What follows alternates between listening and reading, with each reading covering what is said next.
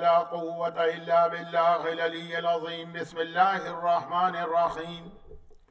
الحمد لله رب العالمين، والصلاة والسلام على سيد المرسلين أبي القاسم محمد. اللهم صل على محمد وآل محمد وآله الطيبين الطاهرين المعصومين المظلومين المنتجبين الميامين، سيما على بقية الله في الأراضين وحجته على العالمين. أجل اللهم له الفرج، ولعنة الله على أعدائهم أجمعين من الأزل إلى الأبد. أما بعد، فقد قال الله عز وجل في كتابه المبين وقرآنه المجيد وقوله الحق. بسم الله الرحمن الرحيم. وقبل يستفتحون على الذين كفروا فلما جاءهم ما عرفوا كفروا به فلعنة الله على الكافرين. صلوات. اللهم صل على محمد وآل محمد. 6th of Muharram 1443 ہجرہ. 6 محرم کی یہ مجلس الاصل اسلامک سینٹر میلبرن میں امام زمانہ اور ولایت علی کے عنوان پہ ہو رہی ہے. لیکن آج کی یہ مجلس ایک بہت ہی اہم اعلان کے ساتھ شروع کی جا رہی ہے. موقع ملا تو آخر مجلس میں بھی اس اعلان کی تکرار کی جائے گی، لیکن ہو سکتا ہے کہ مجھے موقع نہ مل سکے، کیونکہ آج کی مجلس کو اس اعلان کی وجہ سے ہمیں ہر حالت میں وقت میں ختم کرنا ہے، یا کم از کم پوری کوشش کرنا ہے. میلبرن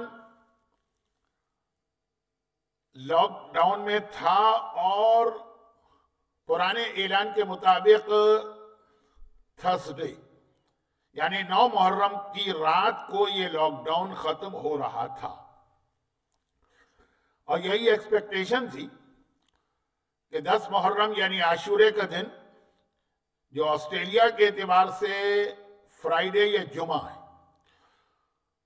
اس دن لاک ڈاؤن ختم ہو جائے گا اور ہم نارمل طریقے سے پھر عاشورے کے تمام پروگرام کو کریں گے. لیکن یہاں پہ کچھ کورونا کے کیسز بہت بڑھ گئے، جس کی وجہ سے حکومت نے ایک تو 2 ہفتے اس لاک ڈاؤن کو بڑھا دیا، اور اب یہ ایام ازا کے پہلے عشرے کے بھی بہت دن بعد ختم ہو رہا ہے. 2 سپٹمبر شاید چوتھے امام کی شہادت کی تاریخوں سے بالکل متصل. تو اب یہ لاک ڈاؤن بڑھ گیا، جس کی وجہ سے اس عشرے کی باقی مجالس بھی لاک ڈاؤن میں ہی ہوں گی. اور ہمارا یہ ارادہ تھا کہ جیسے ہی لاک ڈاؤن ختم ہوگا ہماری مجالس فیس بک اور یوٹیوب پر نہیں جائیں گی، لیکن اب تو یہ پورا عشرہ ہی سوشل میڈیا ہی پہ جائے گا. اگرچہ الاصل امام بارگاہ مجلس کی حد تک کھلا ہے، صف ازا بچھی ہے، میڈیا کے حوالے سے جتنے لوگوں کو حکومت نے اجازت دی ہے وہ موجود ہے. لیکن عام مومنین کو آنے کی اجازت نہیں ہے. اس اعتبار سے میں کہہ رہا ہوں کہ پہلے ارادہ تھا کہ لاک ڈاؤن ختم ہوگا تو پھر ایک اعلان عام کیا جائے گا. اچھا، مسئلہ خالی لاک ڈاؤن کا نہیں ہے. مسئلہ یہ ہے کہ یہ بڑھتے ہوئے کیسز کی وجہ سے لاک ڈاؤن تو ایکسٹینڈ کیا ہی گیا ہے. آج رات سے میلبرن میں یہ کورونا والا جو کرفیو ہوتا ہے وہ کرفیو بھی شروع ہو رہا ہے. اور آج پہلا دن ہے، اچانک اعلان ہوا، اس لیے حکومت نے آج آدھی رات سے کرفیو شروع کرنے کا اعلان کیا ہے. لیکن ایڈوائز یہی کہ 9 بجے سے ہی لوگ یہ سمجھیں کہ گویا کرفیو شروع ہو چکا ہے، اور 8 بج چکے ہیں. تو یہ مجلس ہماری گورنمنٹ کے لاز کے مطابق ہو رہی ہے. اس کے خلاف ہم لوگ نہیں جا رہے ہیں، اور اس میں یہ اجازت ہے کہ مجلس ہو سکتی ہے، لیکن کرفیو کی وجہ سے تھوڑا مسئلہ ہے۔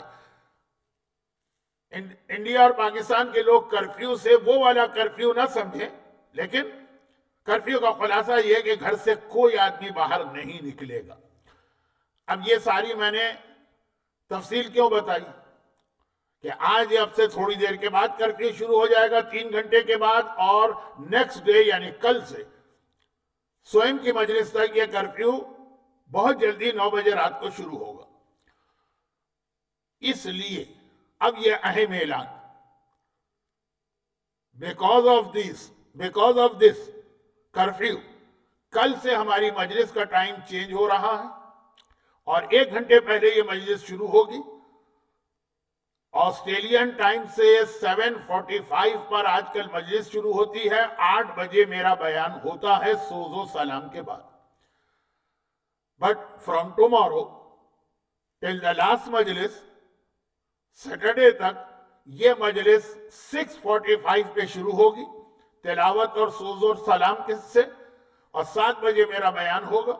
اور اب وہ مجبوری آ چکی کہ میں جو 70 منٹ 80 منٹ کبھی کبھی 90 منٹ کی مجلس پڑھ دیتا تھا، یہ اب نہیں ہو سکے گا، 1 گھنٹے میں مجھے بیان مکمل کرنا ہوگا، کیونکہ اب جو راتیں ہیں ساری کی ساری یہ راتیں وہ ہیں کہ جس میں تابوت یا مختلف دیگر شبیہ بھی برآمد ہوں گی اور نواخوانی بھی زیادہ ہوگی۔ تو جو لوگ لائیو مجلس سننا چاہتے ہیں، ویسے تو فیس بک اور یوٹیوب پر 2 گھنٹے کے بعد بھی وہ سن سکتے ہیں، لیکن لائیو مجلس میرا بیان 7 بجے شروع ہوا کرے گا، اور اصل مجلس 6:45 پہ سٹارٹ ہوگی فرام ٹمارو۔ البتہ عاشورے کا جو ڈے پروگرام ہے وہ اسی طرح سے رہے گا، کیونکہ وہ کرفیو سے کلیش نہیں ہو رہا۔ باقی باتیں میں بعد میں بتاؤں گا، یعنی شب عاشور کے دن کے پروگرام کے بارے میں۔ آج ویسے ہی 5 منٹ تاخیر سے میرا بیان شروع ہوا، کیونکہ ہم لوگ یہی ٹائمنگ کو ڈسکس کر رہے تھے، اور جیسا کہ میں نے کہا کہ 1 گھنٹے کا بیان ہی کرنا ہے، تو وقت بہت گزر گیا۔ اب یہ اعلانات کو چھوڑیے براہ راست۔ اچھا، اب اس کی وجہ سے یہ جو اس وقت صورتحال بنی،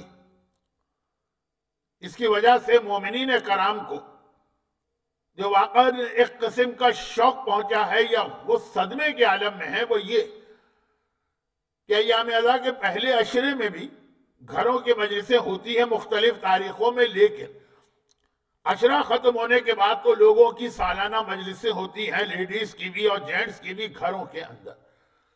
گھروں کی مجلس میں اس لیے کہہ رہا ہوں کہ مجلس گھر میں رکھنا، اس کے جو تاکید ہے، ثواب ہے، بینیفٹ ہے، برکتیں ہیں، وہ ہر ایک لینا چاہتا ہے۔ تو وہ سلسلہ فی الحال اب یہ الحسن اسلامک سینٹر کا مسئلہ نہیں، اب یہ گھروں کی مجلس 2 ستمبر تک تو نہیں ہو پائیں گی، اور آگے بھی خدا معلوم کیا کیفیت۔ تو یقیناً دل ہر ایک کا روتا، ہر ایک کو ایک کمی کا احساس ہے، اور خاص طور پر یہ ذہن میں رکھتے ہوئے کہ لاسٹ ایئر بھی یہ ہو چکا۔ ہم کھانے کے بغیر رہ سکتے ہیں، ہم پانی کے بغیر رہ سکتے ہیں، یعنی ایک محاورتیں نہیں سمجھیے، ہم ہوا کے بغیر بھی رہ سکتے ہیں، لیکن اذى کے بغیر تو نہیں رہ سکتے۔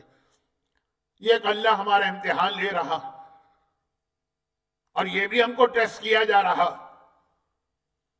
اب میں اس کے حوالے سے کچھ باتیں کرنا چاہتا ہوں، لیکن یہ عرض کر دوں کہ اچانک یہ لاک ڈاؤن بڑھ گیا اور یہ کرفیو ہو گیا، اور اس کی وجہ یہ کہ کیسز بڑھ گئے۔ اس کی وجہ یہ ہے کہ بعض افراد نے کچھ پارٹیاں کر لی یا کچھ اور اس طریقے کی گیدرنگ کر، الحمدللہ آل محمد کے ماننے والے شیعان حیدر کرار نے، ہم قانون پسند لوگ ہیں، حکومت یہ قانون کی پابندی رکھی، عزاداری تک کے اندر، باوجود یہ کہ مرنے کو دل چاہتا ہے انسان کا، عزاداری نہیں چھوڑ سکتا، لیکن جو آل محمد کی ٹیچنگ ہے اس کے اعتبار سے ہم نے قانون کی پابندی کی، اور مومنین اور مومنات نے کہیں بھی اس کی مخالفت نہیں کی۔ اور انشاءاللہ ہم لوگ آل محمد ہی نے ہم کو ٹرین کیا ہے، انہی کی ٹیچنگ ہے، انہوں نے ہی ہم کو بتایا کہ عزاداری بھی قانون کے دائرے میں رہ کے کی جاتی ہے، اور ہمیں یہ بھی یقین کامل ہے کہ یہ عزاداری چونکہ ایک نئی چیز نہیں، 1400 سال سے ہوتی چلی آ رہی، تو اس سے زیادہ سخت مرحلے آئے ہیں، اور جب وہ مرحلے ختم ہوئے، عزاداری پرانی شان و شوکت کے ساتھ نہیں ہوئی ہے، اس سے بھی زیادہ شان و شوکت کے ساتھ ہوئی۔ اکثر جو لوگ مثال میں کہہ دیتے ہیں کہ جو صدام نے پابندی لگائی، بہت سخت پابندیاں، لیکن صدام کے خاتمے کے بعد یہاں تو صرف 2 سال ایسے گزر رہے، صدام کے زمانے میں 20 سال عزاداری متاثر رہی، لیکن اب کس شان کے ساتھ، جو صدام سے پہلے پری صدام اور پوسٹ صدام عزاداری کا فرق دیکھنے والوں کو پتا کہ ہمیں حوصلہ ہے، ہمیں یقین کامل ہے کہ جن جن گھروں میں مجلس نہیں ہو پا رہی، جو عزاخانے حالات کی وجہ سے بند ہیں، انشاءاللہ بہت جلدی یہ امتحان کا وقت گزر جائے گا، ہم پرانی شان و شوکت سے بھی بڑھ کر عزاداری کریں گے، لیکن جب تک یہ امتحان ہے ہم آل محمد کے بتائے ہوئے طریقے کے مطابق عزاداری کر رہے ہیں، اور آل محمد نے عزاداری کے حوالے سے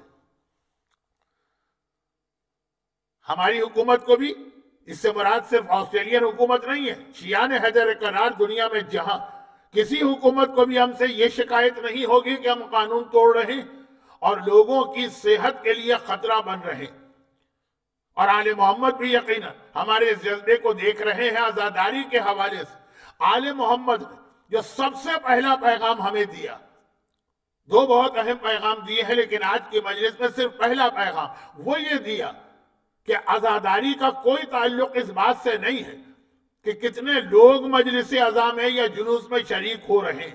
آل محمد تعداد کو نہیں گنتے ہیں کہ فلاں کے گھر کی مجلس میں مجھے جانا ہے کیونکہ وہاں 50 آدمی آئے ہیں، اور فلاں مجلس میں نہیں جانا، وہاں صرف 1 آدمی۔ بہت معذرت کے ساتھ ایک جملہ کہہ رہا ہوں، لیکن میں کہہ سکتا ہوں، عام مومن کو اجازت نہیں ہے یہ کہنے کی، میں کہہ سکتا ہوں کیونکہ بہرحال وہ ہمارے ہی فیلڈ کے لوگ ہیں، اور اب میں عمر کے اعتبار سے بھی اتنا سینئر ہوں کہ ہمارے یہاں بعض اسپیکر اور خطیب حضرات کون سی مجلس پڑھنا ہے اس میں کرائیٹیریا یہ ان کا ہوتا، کہاں لوگ زیادہ آتے ہیں۔ 2 چیزیں آل محمد نے بتائی ہیں، ایک تعداد کے اعتبار سے، ایک پیسے کے اور کمرشل ہونے کے حوالے سے، لیکن یہ 2 چیزیں آج کے مجلس میں جمع نہیں ہو سکتی ہیں، تو بعض کا کرائیٹیریا یہ ہوتا، اچھا آپ مجلس کا وعدہ لینے آئے، آپ کہاں کریں گے مجلس؟ اوہو وہ تو بہت چھوٹا امام باڑہ ہے، وہاں تو 15 20 25 آدمی آتے ہوں گے۔ یہ آل محمد کا طریقہ کار نہیں۔ ایک مخلص مومن اپنے گھر میں اکیلے بیٹھ کے بھی اگر مجلس کر رہا تو آل محمد اس کی سنسیئرٹی کو دیکھ کر اس مجلس کو زیادہ پسند کرتے ہیں اس 1 ملین کے مجمع سے۔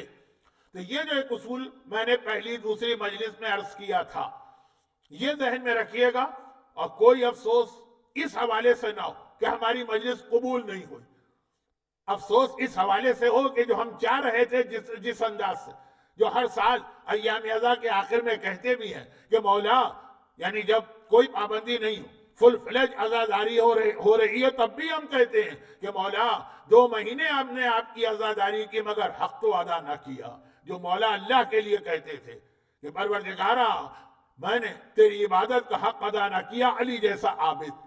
تو یہی عزا کے حوالے سے پیغام ہے، تو ہمیں اس حوالے سے گھبرانے یا ڈپریس ہونے کی ضرورت نہیں ہے۔ اور ایک اسی میسج کو میں نے کل رات کی مجلس میں عرض کیا تھا کہ عزاداری پہ مجھے بات اب ختم کرنا ہے، مسلسل 5 دنوں سے بات ہو رہی ہے، لیکن چونکہ اچانک یہ لاک ڈاؤن اور کرفیو اور گھروں کی مجلس اور پہلے عشرے کے بعد کی مجلسیں افیکٹڈ ہوئی ہیں، تو میں نے کہا ذرا سا پھر آپ کو میسج ریمائنڈ کرا دوں، اور یہ والا میسج کہ آل محمد کے یہاں خلوص دیکھا جاتا ہے، تعداد عدد یہ نہیں دیکھا جاتا، اور اس کے لیے آج میں اس واقعے کی جانب اشارہ کر رہا ہوں جو اتنا مشہور ہو گیا کہ اس کو بیان کرنے کی ضرورت ہی نہیں، اسی لیے ایز اے ریمائنڈر بتا رہا ہوں، وہ بہت ہی مختصر کر کے۔ الحمدللہ کراچی کی حد تک تو میں جانتا ہوں کہ یہ واقعہ پوری ڈیٹیل کے ساتھ شاید پہلی بار میں نے ہی بیان کیا تھا۔ یہ میں کیوں جملہ کہہ رہا ہوں وہ ابھی وقت کم ہے، پھر بھی ذرا سا اس کا بیک گراؤنڈ بتا دوں گا۔ اور واقعہ ہے شتیتا بی بی کا، کہ مجھے یاد ہے کہ پاکستان سے کثیر تعداد میں قافلے ایران زیارت پہ جاتے تھے ہمیشہ سے، اور ہندوستان سے بھی جاتے ہوں گے کیا جاتے تھے، لیکن شتیتا بی بی کے روزے کے بارے میں کسی کو پتہ ہی نہیں تھا، جاتے بھی نہیں تھے۔ نیشا پور جہاں جناب شتیتا کا روزہ ہے اس کے قریب تک جاتے تھے، لیکن وہ ایک قدمگاہ کی زیارت تھی، اور ایک وہ شہزادہ محروق کی جنہیں آگ میں زندہ ڈال کے جلا دیا بنو امیہ کے حکمران نے، تو یہ دو زیارتیں ہوتی تھیں، اور اس سے تھوڑا آگے جناب شتیتا کا روزہ۔ میں یہ بات اس لیے کہہ رہا ہوں، ویسے تو ڈر لگتا ہے کبھی کبھار، میں بہت کم اپنے حوالے سے کوئی بات کہتا ہوں، لوگ تو پوری مجلس اپنے بارے میں پڑھ دیتے، میں بہت کم کہتا ہوں، جب کہتا ہوں تو پھر یہ کامنٹ بھی مجھے ملتا، خاص طور پہ خواتین کے کامنٹ، وہ تو پتہ ہی ہے نا آپ کو، کہ سمجھ میں نہیں آ رہا ہے۔ آج حضرت علی اکبر کی مجلس تھی کہ مولانا صادق حسن کی مجلس تھی، لیکن صرف ایک جملہ، کہ جب یہ واقعہ پڑھنے کے بعد کراچی میں بڑے امام باڑے میں پڑھا تھا، 2-3 سال کے بعد مجھے مشہد مقدس کی زیارت کا موقع ملا، تو وہاں ایک مسافر خانہ تھا، خوجہ مسافر خانہ، مرحوم ولی بھائی اس کے منتظم تھے، تو جس وقت میں اس مسافر خانے میں ٹھہرنے گیا، اس وقت مشہد کے باقی مسافر خانوں کا اسٹینڈرڈ کافی لو تھا، ہوٹل تو نہ ہونے کے برابر تھا، اور ولی بھائی کو پتا چلا میں کون ہوں، اچھا آپ ہیں صادق حسن؟ میں نے کہا بھائی کیا آپ نے اتنا تعجب کے ساتھ کہا، آپ کے مسافر خانے میں تو بڑے بڑے علماء، اس وقت لیٹ 70s میں تو میں تھا بھی بہت جونیئر، تو اتنے حیرت سے کیوں دیکھا؟ کہا یہ پچھلے 2 سال سے ہمارے مسافر خانے میں ایک نیا سسٹم بنا، کب سے یہ مسافر خانہ ہم چلا رہے ہیں، کب سے میں اس مسافر خانے کا متولی یا منتظم، لیکن یہ پچھلے 2-3 سال کراچی سے جو قافلہ آتا ہے آ کے کہتا ہے ٹیکسی کرا دیجئے شتیتا بی بی کے روزے پہ جانا، ٹیکسی کرا دیجئے شتیتا بی بی کے روزے پہ جانا۔ 1200 سال سے وہ روزہ تھا، جب سے پاکستان بنا ہے پاکستان کے زائرین یہاں آ رہے ہیں، مسافر خانہ ان کے لیے سارے ٹرانسپورٹ کا انتظام کرتا ہے۔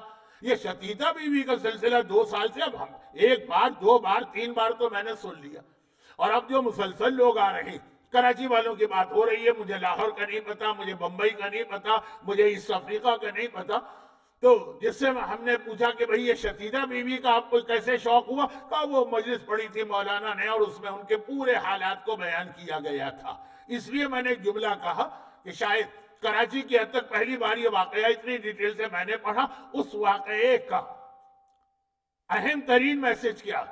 اہم ترین میسج، میں واقعہ تو پڑھنا ہی نہیں چاہتا، اس لیے کہ کم از کم 40 منٹ مجھے چاہیے، اور اتنے مرد ذاکرین اور خواتین ذاکرات نے یہ واقعہ پڑھ لیا۔ ایک بہترین واقعہ بھی اپنی جگہ، انٹرسٹنگ بھی ہے، میسیجز بھی ہیں، اور مجلس بھی 40 منٹ کی آرام سے ہو جاتی ہے ایک واقعے میں، لیکن اس کا ایک پیغام، اور اس میں ضمناً کچھ ایسی باتیں آئیں گی جو میری کل کی مجالس سے کا ربط بنے گا۔ آج سے بننا تھا ربط، لیکن آج یہ لاک ڈاؤن اور کرفیو اور اس کا اعلان جس کی وجہ سے وقت کم ہے، لیکن وہ ایک میسج۔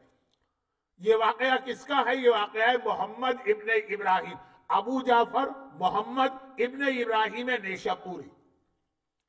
پرانے زمانے کا ایک عام دستور تھا کہ ہر شہر میں کچھ ایسے ٹرسٹ وردی لوگ ہوتے تھے، بہت ہی امانتدار قسم کے، کہ شہر کے لوگ، اب وہ بینکنگ سسٹم تو ہے نہیں، پہلے پیسہ یہاں سے وہاں بھیجنا، تو اس کا ایک طریقہ تو حوالہ تھا جو ہمیشہ سے رائج رہا، لیکن جو آل محمد کے چاہنے والے آل محمد کو جو رقم دینا چاہتے ہیں وہ اس چینل سے نہیں جا سکتی، چنانچہ ہر شہر میں ایک ایسا قابل بھروسہ امانتدار آدمی ہوتا جو شہر کے تمام مومنین کی امانتیں لے کر خدمت امام میں جاتا۔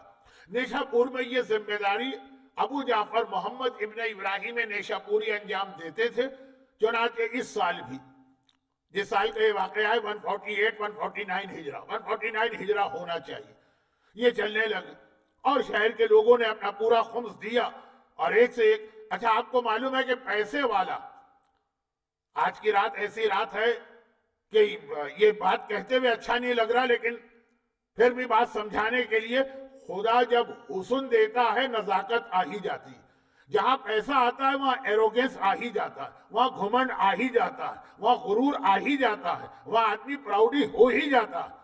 خود پیسے والے کو بھی نہیں پتا ہوتا ہے کہ میں اتنا مغرور بن چکا ہوں۔ تو آپ پیسے والوں کا اپنا ایک مزاج وہ امام کے سامنے بھی ہوتا، وہ امام کے پاس جائیں گے 10 ملین کا چیک رکھیں گے لیکن اتنے ایروگینٹ کے ساتھ کہ جیسے وہ امام پر کوئی احسان کر رہے ہیں۔ سورہ حجرات قرآن کریم کا ایک وہ سورہ کہ جسے کوئی مجلس وغیرہ پڑھنا نہ آتی ہے وہ سورہ حجرات کو ہی موضوع بنا لیتا ہے۔ اتنا آسان اور اتنے پریکٹیکل میسیجز۔ آخری آیت، اے قالت الاعراب آمنا، اے عرب کے لوگوں یہ مت کہنا کہ ہم مومن ہیں، کہنا کہ ہم اسلام ہیں، اور خبردار اپنے اسلام کا اور ایمان کا احسان اللہ پہ نہ جتانا۔ تم نے کوئی احسان اللہ پہ نہیں کیا کہ مومن ہو، اللہ نے احسان کیا ہے کہ تمہیں اسلام کی ہدایت دی۔ تو یہ ایک مینٹیلیٹی بن جاتی ہے کہ جب آدمی یہ سمجھتا ہے کہ جیسے ہم کسی پر عام آدمی کی بات نہیں، امام سے بات کرے گا، رسول سے بات کرے گا، اللہ سے بات کرے گا، تو اسٹائل ایسا ہوگا۔ خمس کے واقعات بھی ہیں، وہ بحرین کا جو آدمی آیا تھا بہت پیسے والا، کیونکہ بحرین کے اندر سمندر سے موتی نکلتے ہیں، وہ پرلس اتنا پیسے والا تھا، وہ بڑی رقم لا کے اس نے امام کو دی، امام نے اٹھا کے اس کے منہ پہ دے ماری، کیونکہ اس کا اسٹائل ہی وہ تھا۔ اور یہاں بھی یہی تھا کہ اب خود تو لوگ نہیں جا رہے ہیں، ابو جعفر کو بھیج رہے ہیں، لیکن رقم بہت بڑی بڑی آ رہی ہے، ہزاروں کی رقم، یہاں تک تاریخ میں کہ 30,000 دینار، دینار مینز پیور گولڈ کا بنا ہوا سکہ، اور 40,000 درہم، درہم مینز پیور سلور کا بنا ہوا سکہ۔ تو یہ اس کے علاوہ کپڑے، لباس، اس زمانے میں سونے سے زیادہ قیمتی یہ ڈریس ہوتے تھے، 2,000 سے زیادہ، بہت سوٹ کیس بھر بھر کے لے جا رہے ہیں اور ہر آدمی لا کے دے رہا۔ یہ چلا، ابھی یہ چلا، شہر کے دروازے پہ پہنچا، ایک بڑھیا نے روک لیا، یہ تو میں تفسیر میں چلا گیا، شتیتا اس کا نام تھا۔ کہا بیٹا میں نے سنا ہے تو امام کے پاس جا رہا ہے لوگوں کی طرف سے خمس وغیرہ لے کر؟ کہا ہاں۔ کہا میرے مال میں بھی خمس واجب ہوا، اور یہ کہنے کے بعد 1 درہم نکال کے دیا اور ایک چھوٹا سا رومال کا ٹکڑا۔ ابو جعفر کو شرم آنے لگی، کہا میں 30,000 دینار لے کے جاؤں گا، کہا یہ ایک ٹوٹا ہوا دینار، وہ دینار کیونکہ ہاتھ سے بنائے جاتے تھے ٹوٹے پھوٹے۔ دیکھا ہوگا کسی عورت نے اگر نئی نئی روٹی بنانا سیکھی ہو تو وہ کیسی روٹیاں بنتی ہیں اس کی، نہیں آسٹریلیا والوں نے نہیں دیکھا ہوگا، آپ کے ہاں تو کوئی عورت روٹی بنانا چاہتی بھی نہیں ہے، جانتی بھی نہیں ہے۔ چلے خیر، تو اب مسئلہ یہ لے جاؤ، 30,000 دینار امام کو دوں گا، 40,000 درہم، یہ 1 درہم کا بیٹا میرے مال میں اتنا ہی خمس واجب، اور اللہ حق بات سے کبھی شرم نہیں کرتا، اس میں شرمندگی کی کیا بات، اتنا واجب ہے اتنا ہی دے رہا ہوں۔ یہ اتنا سا رومال کا 2,000 قیمتی جوڑے، مائر وائر ڈیوڈ جونز وغیرہ کے، اور وہ کہاں ایک چھوٹا سا بدنما سا رومال گیا۔ یہ واقعہ میں شارٹ کر رہا ہوں، یہاں تک کہ خدمت امام میں پہنچ گیا، اتنا آسان نہیں تھا پہنچنا۔ یہی تو وہ سال تھا جب چھٹے امام کی شہادت کے بعد امام کے اپنے گھرانے سے دوسروں نے کہا کہ ہم امام، 7واں امام تو غیبت میں چلا گیا۔ امام نہیں چاہتے تھے کہ فیملی پرابلم پبلک کے سامنے آئے، جو ہمارے یہاں پرابلم ہے وہ تو ہے ہی، دشمنوں کو ہنسنے کا، مذاق اڑانے کا موقع ملے۔ بہت سختی سے امام نے کہا ہے کہ اپنے پرابلم اپنے تک رکھا کرو۔ آج یوٹیوب بھرا پڑا ہوا ہے جس میں ایک شیعہ دوسرے شیعہ کے خلاف، ایک شیعہ ذاکر دوسرے شیعہ ذاکر کے خلاف، کیا کچھ نہیں کہہ رہا۔ یہ بھی ایک الگ موضوع ہے، لیکن ٹائم میرے ہاتھ سے پھسل رہا ہے، اور یہ تو ابھی تمہید تھی۔ خلاصہ یہ بڑی مشکل سے 7ویں امام تک پہنچ گیا، بڑی مشکل سے۔ آج ہم اپنے گھر میں بیٹھے اپنے بچے کو بھی 12 امام کے نام یاد دلا کے نجات پا لیتے ہیں انشاءاللہ یقیناً۔ اس وقت امام کو ڈھونڈنا ایک مسئلہ ہوتا تھا، بڑی مشکل سے پہنچا خدمت امام میں۔ پہنچا بھی کیا، جب بہت کنفیوز ہو گیا، رونے لگا، اب میں کیا کروں، کہاں جاؤں، اور اتنی بڑی امانت لے کے آیا ہوں جو امام تک پہنچانا ہے، میں کیا کروں اس کا۔ تب وہ امام نے اپنا غلام بھیج کر اس کو بلوایا۔ واقعہ آپ کو یاد آ رہا ہوگا، میں ساری ڈیٹیل چھوڑ رہا ہوں۔ پہنچا خدمت امام، اور امام نے پوچھا تو ہی محمد ابن ابراہیم نیشاپور سے آیا، ہمارے چاہنے والوں کے امانتیں لے کے آیا وہ ساری باتیں ہوں. کہا ہاں فرزند رسول یہ ساری امانتیں، لیکن میں ایسے تو آپ کو نہیں دے سکتا. جو اسلام کے اصول ہیں وہ تو اپنی جگہ پر ہیں. چھٹے امام کو تو میں پہچانتا تھا، کئی سال ان کی خدمت میں آیا. آپ میرے لیے نئے، ٹھیک ہے ایک آدھ میں نے واقعہ دیکھ لیا کہ غلام میرے پاس آ گیا، لیکن اتنی بڑی امانت میں کیسے آپ کو دے دوں؟ ابھی کنفرم تو نہیں ہوا نا کہ آپ ہی امام ہیں. ارے آج کے شیعوں تو میں کیا پتا، جو شیعہ امام کے زمانے میں تھے ان کو کتنا بڑا امتحان دینا پڑتا تھا، پہچاننا مشکل ہوتا تھا. کیسے پہچانے کہ یہ صحیح امام ہے؟ کل جو میں نے جناب مقداد کا واقعہ بیان کیا کہ غیبت کے زمانے کو غنیمت سمجھو، اللہ نے تمہیں ایک بہت بڑے امتحان سے ویسے ہی بچا لیا. تو کہا مولا یہ اتنی بڑی امانت ہے میں کیسے آپ کے حوالے کروں؟ امام نے کہا تمہیں یاد ہے جب تم شہر سے نکل رہے تھے جن لوگوں نے یہ امانتیں دی تھیں انہوں نے تم سے یہ کہا تھا نا کہ یہ ہماری امانت صرف امام برحق کے ہاتھ میں دینا، کسی اور کو نہیں دینا. اور تم نے کچھ نہیں کہا، انہوں نے خود کہا تھا کہ ہم تمہیں ایک پہچان بتاتے ہیں، کیسے پہچانو گے صحیح امام کون ہے؟ اور وہ پہچان کیا تھی؟ انہوں نے خمس بھی بھجوایا ہے، ساتھ میں اپنے مسئلے بھی لکھ کے بھجوائے. آج بھی یہی ہوتا ہے، ہم جاتے ہیں آغا سیستانی سے ملاقات کے لیے، خمس بھی دیتے ہیں، اپنے سوال بھی پوچھتے ہیں. تو اب انہوں نے وہ اپنے مسئلے بھی بھیجوائے. اور تمہیں یاد ہے کس طرح مسئلے بھیجوائیں؟ مسئلے اس طرح بھیجوائے جاتے ہیں پرچے میں لکھا کہ جاؤ دے دینا وہاں پہ. نہیں، ہر ایک نے وہ مسئلے الگ الگ، اب ہر ایک کے مسئلے الگ الگ بند کیے، تھیلی میں بند کیے، تھیلی کے اوپر مہر لگائی، یعنی اس کو لاک کیا، اس کو سیل کیا کہ کوئی کھول ہی نہ سکے. اور تم سے کیا کہا تھا کہ جو امام ہوگا خمس اس کے ہاتھ میں بعد میں دینا، پہلے یہ سارے مسئلے دینا، رات کو اسے دینا، صبح جا کے اس سے یہ واپس لینا. اور اگر تم یہ دیکھو کہ سیل نہیں ٹوٹی ہے تو اس میں سے 3 یا 5 جو پاؤچز ہیں اس کی سیل توڑ لینا، اور دیکھنا کہ ہمارے سوال کا جواب لکھ دیا گیا ہے. اگر 5 میں یہ جواب مل جائے تو باقی نہیں کھولنا، وہ اسی طرح لے آنا، اور پھر ان کو خمس دے دینا، کیونکہ یہ دلیل اس بات کی ہوگی کہ یہ امام برحق ہے. کیا دلیل یہ کہ وہ تھیلی کے اندر، پاؤچ کے اندر پرچہ ہے جس میں مسئلہ لکھا ہے، اس کو اچھی طرح سے بند کیا ہے، اس کے اوپر سیل لگائی گئی ہے، سیل بھی اس طرح کہ اگر کہیں سے بھی توڑا جائے تو فوراً پتہ چل جائے. اور پھر اگر امام اسی طرح سے وہ سیلڈ تھیلی واپس کرے اور سوال کا جواب، سب نہیں چیک کرنا، اس کی ضرورت نہیں ہے، احتیاطاً صرف 5 پھر خمس دینا. تو فرزند رسول اب یہ میری ذمہ داری ہے، یہ مجھے خمس بھی دیا گیا اتنا سارا، لیکن امانت ہے، کیسے کسی کو دے دوں؟ پہلے کنفرم ہو کہ آپ امام برحق ہیں. یہ بہت اہم جملے ہیں. کیوں؟ جب زمانے کا امام آئے گا تو اسی طرح آنکھیں بند کر کے آپ کو نہیں ماننا ہے، جیسے یہ راوی کہہ رہا ہے آپ کو بھی اس طرح امام سے پوچھنا، کیونکہ یہ بھی تو روایت میں ہے نا کہ امام کے آنے سے پہلے جھوٹے، چیٹر، فراڈیے، دجال، دھوکے باز آ کے کہیں گے ہم امام ہیں. تو خالی زبانی کہنے پہ تو نہیں مانا جائے گا. اور ایسے معجزے پر بھی امام نہیں مانا جائے گا جو اس زمانے کی ٹیکنالوجی میں ایک عام سی چیز ہو. یہ بہت بڑا جملہ میں نے کہہ دیا، لیکن وقت کم ہے، اور ابھی ہمارے پاس کل سے ڈائریکٹ امام زمانہ کا سبجیکٹ شروع ہو رہا ہے تو وہاں پہ بات آ جائے گی. آج تو اتنی سی بات جو اس نے کہا، یہ ہر مومن کی ذمہ داری ہے کہ مولا اچھا آپ کا چہرہ دیکھا تو اطمینان ہو گیا، باتیں سنی تو یقین ہو گیا، غلام نے میرے دل کی بات بتائی تب بھی یقین ہو گیا، لیکن شرعی ایک طریقہ ہے، جنہوں نے امانت دی تھی انہوں نے یہ ذمہ داری لگائی. تو مولا یہ میں آپ کو پرچے دے رہا ہوں، یہ سارے مسئلے الگ جیسے انویلپ ہوتے ہیں نا، اور صبح میں آپ کے پاس آؤں گا، وہ رقم بھی لے کے آؤں گا، وہ ہے تو میرے ساتھ ہی، لیکن ابھی دے نہیں سکتا. امام مسکرائے. امام نے کہا صبح کیوں آنا چاہتا؟ کہا یہ بھی چھوڑ کے جا رہا ہوں، یہ سوالات کل صبح جواب دوں گا.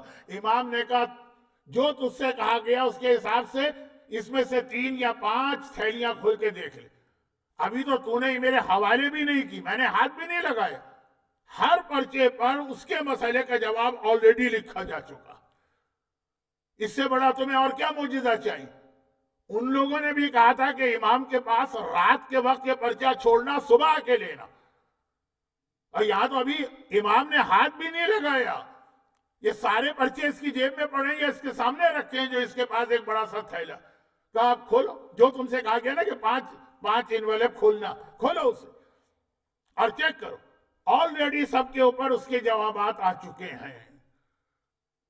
چنانچہ اس کی اتنا کہنے کے بعد بھی ایسا نہیں ہے کہ کہیں اب جب انہوں نے کہا تو صحیح کہا ہوگا. نہیں, ذمہ داری ہے. ہمارے ہاں آج کل اس میں بہت چیٹنگ ہو رہی ہے. آج کل مرجے سے ہٹ کر خمس لاؤ, خمس لاؤ, خمس دو ایسے لوگ آ کے دعویٰ کرتے ہیں. وکیل ورجے نے ان کو پاکستان کا بنایا ہے, اختیارات وہ آسٹریلیا میں استعمال کرتے ہیں. کسی کو شوق ہے اپنا خمس ضائع کرنے کا تو الگ بات ہے, میں اس پہ بولتا ہی نہیں ہوں, اس لیے کہ میں نے زندگی میں کبھی خمس کے مسئلے میں انٹرفیئر ہی نہیں کیا. ویسے ہی اپنے گناہ اتنے زیادہ ہیں, اس کا جواب دیتے دیتے پتہ نہیں قیامت پہ کتنا عرصہ گزرے, امام کے مال میں کیوں انوالو ہو جاؤں. لیکن آج بھی آپ جائیے, آغا سیستانی کے جو نمائندے نارتھ امریکہ میں ویب سائٹ کے اوپر ہے کہ ڈو ناٹ ویسٹ یور خمس, اور پھر آپ پورا مسئلہ پڑھیے. میں ادھر نہیں جا رہا, بات تو کہاں سے کہاں جا رہی ہے. خلاصہ یہ کہ اس نے 3 پرچے نکال کے ایک 1 بائی 1 الگ الگ, ہر ایک کا پاؤچ الگ تھا. اس نے پہلا, اب یہ اس میں سے پہلے 2 بہت مشہور ہیں, تیسرا ذرا قابل توجہ ہے. مجھے آج اس پہ بات کرنا تھی, وقت نہیں رہا. یہ میں آغا سیستانی کی کتاب کا فوٹو اسٹیٹ لے کر آیا تھا. بہت اہم ایک مسئلہ آپ تک پہنچانا تھا, لیکن آج وقت نہیں رہا, تو انشاءاللہ یہ بات بعد میں ہوگی. لیکن پہلے اصل واقعے کا اتنا حصہ سن لے. دیکھیں اتنا شارٹ کر کے بھی 10-15 منٹ گزر گئے, ورنہ اصل واقعہ تو 40 منٹ کا ہے. پرچہ تو کھولا اس کا سوال ہے. اچھا, اس نے نام لکھا ہے اپنا, پہچانتا ہے, اسی کے محلے کے رہنے والا ہے. اس کا سوال ہے, نیچے جواب لکھا ہوا. مولا ایک آدمی نے یہ منت مانی کہ میں اپنے ایک قدیم غلام کو آزاد کروں گا, یعنی ایک پرانے غلام کو. تو اب میرے پاس تو بہت سارے غلام ہیں, کوئی 2 مہینے پہلے میں نے خریدا, کوئی 6 مہینے پہلے, کوئی 2 سال پہلے, کوئی 10 سال پہلے. منت تو مان لی, اب خود میں کنفیوز ہوں کہ کس غلام کو آزاد کروں تو قدیم کہلایا جائے. نیچے جواب لکھا تھا, جو تمہارے پاس 6 مہینے رہ چکا ہے اسے آزاد کرو. کیوں؟ قرآن کریم نے قدیم 6 مہینے کو کہا ہے, وَالْقَمَرُ قَدَّرْنَاهُ مَنَازِلَ حَتَّى عَادَ كَالْأُرْجُونِ الْقَدِيمِ. سورہ یاسین کہ چاند پھر ایک منزل آتی ہے ارجون, کھجور کے درخت کی شاخ, وہ برانچ پرانے کھجور کے درخت کی شاخ کی طرح ہوتا ہے, اور کھجور کا درخت کی شاخ 6 مہینے میں اس طرح سے بنتی ہے چاند کی شکل میں. دوسرا پرچہ کھولا, ایسا نہیں کھولا, باقاعدہ سیل توڑی, پہلے چاروں طرف سے سیل کو چیک کر رہا, ذمہ داری ہے, یہ مسئلہ ہے. سیل توڑی اور وہ پاؤچ کھولی. پرانے زمانے کے پاؤچز آپ کو یاد ہے نا, جس میں ہمارے یو پی کی عورتیں وہ پان اور گوٹا اور وہ چھالیا اور وہ رکھتی تھی نا, وہ ڈوری سے کھلتی ہے ڈوری, اور اس کو پھر سیل سے لاک کیا گیا تھا. وہ توڑی, پاؤچ کھولی. دوسرا سوال, ایک آدمی نے منت مانی ہے کہ میں مال کثیر راہ خدا میں دوں گا. کثیر مانے بہت. بہت کسے کہتے ہیں؟ جو میرا بہت ہے وہ آپ کا کم ہوگا, جو آپ کا بہت ہے وہ بل گیٹس کا کم ہوگا. ایک آدمی, میں $100 بھی مجھے مہینے میں مل جائے تو بہت بڑی بات ہے, میرے لیے تو $50 بہت ہے. اور آپ $100 تو اٹھا کے آئس کریم پارلر کے اوپر یا پیزا ہٹ کے اوپر خرچ کر کے آ جاتے ہوں گے. آپ کی تنخواہ ہے $10,000, تو آپ کے لیے تو $50 زیادہ نہیں مانے جائیں گے. اور پھر جتنا آپ خرچ کرتے ہو, بل گیٹس. تو مولا یہ منت تو مان لی کہ کثیر یعنی بہت مال راہ خدا میں دوں گا. کتنا دوں؟ امام نے کہا 84 درہم. اور دلیل میں قرآن کی آیت لکھی, کیا قرآن نے کہا وَلَقَدْ نَصَرَكُمُ اللَّهُ فِي مَوَاطِنَ كَثِيرًا. اللہ نے رسول سے کہا کہ ہم نے تمہاری مدد کی ہے کثیر جگہوں پہ، تو رسول نے 84 جنگیں لڑی۔ چنانچہ کثیر کا مطلب اگر تیرے پاس نے 84 درہم نہیں تھا، امام نے کہا 84 کثیر ہے، اگر تیرے پاس بکریاں ہیں 84، اگر بکریاں ہیں تو 84 بکریاں دے، گائے ہیں تو 84 گائے دے، اونٹ ہے تو 84 اونٹ دے۔ یہ دوسرا سوال، اس کا جواب۔ تیسرا پرچہ اس نے توڑا، یعنی وہ مہر توڑی وہ جو سیل ہوتی ہے، اور پھر وہ پاؤچ کھولی اور مسئلہ نکالا۔ اوہو، یہ تو بڑا خطرناک مسئلہ اس نے نکال لیا۔ یہ مسئلہ میں نے پچھلے سال العصر میں بیان کیا، ایک اسپیچ میرے خلاف کی گئی اسی میلبرن کے اندر، جس میں مجھے کو نہیں، میرے ماں میرے باپ سب کو شامل کر لیا گیا، اور اسپیچ کرنے والے کی حمایت میں کمیٹی کا خط آیا، وی اسٹینڈ ود اور عالم، غلط مسئلے پر۔ خیر، کوئی پہلا موقع نہیں تھا، ایک گولڈ میڈل یہ بھی میرے لیے بن گیا، لیکن وہ مسئلہ کیا تھا؟ مسئلہ یہ تھا، اچھا وہ پورا مسئلہ یہ نہیں ہے، وہ آدھا یہ ہے، آدھا کل سنیے گا، وقت نہیں ہے میرے پاس۔ ایک بار 7واں امام کا واقعہ پڑھ رہا ہوں، اور تمام اماموں میں جتنے امام ہیں ہمارے، کتنے 12 تو ہیں، جس امام کو ڈھونڈنا سب سے مشکل تھا وہ 7ویں تھے، اور یا پھر 12ویں ہوں گے، کافی میچنگ ہے ہمارے موضوع سے بھی اس کی۔ تیسرا یہ تھا کہ ایک آدمی نے قبر کھود کر ایک مردے کا کفن بھی چوری کیا۔ پہلے زمانے میں، جیسے میں نے شروع میں ایک جملہ کہا تھا نا، کہ یہ جو کپڑا ہے، جب سے ٹیکسٹائل انڈسٹری بنی ہے، یہ مشینیں آ گئی ہیں، اس کی ویلیو ختم ہو گئی، ورنہ پہلے جب ہاتھ سے بنا جاتا تھا بہت قیمتی ہوتا تھا کپڑا، یعنی پورا گھر لگتا تھا، جا کے 1 مہینے کی محنت ہوتی تھی ایک ڈریس میں، تو کفن بھی بہت قیمتی تھا، بہت قیمتی چیز تھی کفن۔ ابو ذر غفاری کے پاس کفن نہیں تھا، کہا کہ ان لوگوں سے مانگ لینا جو میرے پاس سے گزرے، وہ واقعہ پہلی مجلس۔ تو کفن چوری بہت ہوتی تھی، تو قبر کھودی، کفن بھی چوری کیا، اور مرنے والے کی گردن کاٹ کے اس کا سر بھی لے کے چلا گیا، گردن کاٹ دی کم از کم۔ اب مولا کیا ہوگا اس کے حوالے سے؟ جواب لکھا ہوا ہے، امام نے فرمایا کہ جو یہ مجرم ہے، اس کو 100 دینار دیت دینا۔ یہ لفظ یاد رکھیے، بہت اہم ہے، دیت۔ دیت یعنی کمپنسیشن۔ اگر کسی کو آپ مار دیں تو دیت کا نام ہوتا ہے اردو میں خون بہا، یعنی انگلش میں بلڈ منی۔ لیکن یہ خالی بلڈ منی نہیں، آپ کسی کا ہاتھ توڑ دیں، اس کی بھی ایک دیت ہے، کمپنسیشن۔ کسی کی آنکھ پھوڑ دیں، اس کی بھی ایک دیت ہے۔ اس نے مرنے والے، مر گیا ایک آدمی، اس کا سر کاٹ لیا اور اس کا کفن چوری کیا۔ امام نے فرمایا کفن چوری کرنے پر اس کا ہاتھ کٹے گا، چوری کی ہے، اور کفن کی مالیت اتنی ہوتی ہے جس پہ ہاتھ کٹ جاتا۔ اگرچہ لفظ امام کا جو تھا وہ بہت اہم ہے، حرز سے اس نے چوری کی۔ چوری کی 2 قسمیں، اگر کسی نے اپنی چیز کو پراپر طریقے سے لاک لگا کے بند کر کے رکھا اور چوری کرے تو ہاتھ کٹے گا، اور اگر ایسے ہی کسی نے فٹ پاتھ پہ رکھ دیا، مثلا آپ نے سامان فٹ پاتھ پہ رکھا اور ٹیکسی ڈھونڈنے کے لیے گئے، کراچی کی بات کر رہا ہوں، اور کوئی وہ سامان لے کے چلتا گیا تو اس کا ہاتھ نہیں کٹے گا۔ وہ محفوظ جگہ سے اگر کوئی چوری کرے وہاں ہاتھ کٹتا ہے، کہا چونکہ قبر محفوظ ہے۔ یہی کفن اگر باہر کہیں رکھا ہو، چوری کرتا تو ہاتھ نہیں کٹتا، لیکن ہاں وہاں اپنے گھر میں لاک کر کے رکھا تو وہاں بھی، لیکن قبر امام نے کہا یہ محفوظ جگہ کہ اس کو مٹی میں بند کیا گیا، چنانچہ ہاتھ کٹے گا اور 100 دینار اس کو دیت دینا۔ اچھا اب یہ 100 دینار کیا؟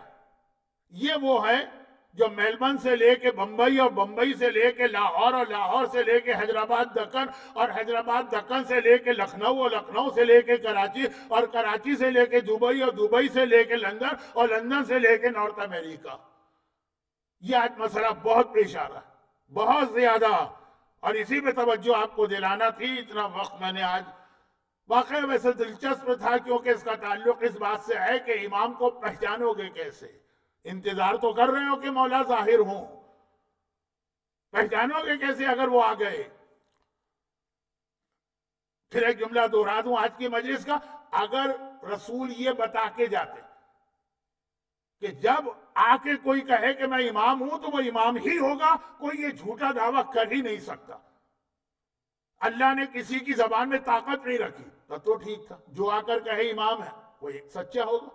آپ کہیں گے ایسی بھی کوئی حدیث ہوتی ہے ایسی حدیث بہت مشہور ہے، کہا اگر کوئی خواب میں مجھے یا میرے بیٹوں کو دیکھے، حسن حسین اور علی، تو اس نے ہم ہی کو دیکھا ہے، کیونکہ شیطان خواب میں ہر ایک کی شکل بنا سکتا ہے لیکن معصوم کی شکل نہیں بنا سکتا۔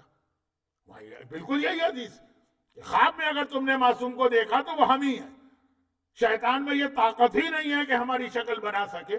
تو اگر یہ کہتے کہ جو آ کر کہے میں امام ہوں وہ امام ہی ہے، شیطان میں طاقت ہی نہیں ہے کہ وہ یہ دعویٰ کرے، لیکن یہ بھی نہیں کہا گیا، الٹا کہا گیا کہ جھوٹے آئیں گے پہچان۔ یہ اس واقعے میں کئی پیغام آ گئے، بعد میں اس کو کل پرسوں مکمل کروں گا، کیونکہ ہمارا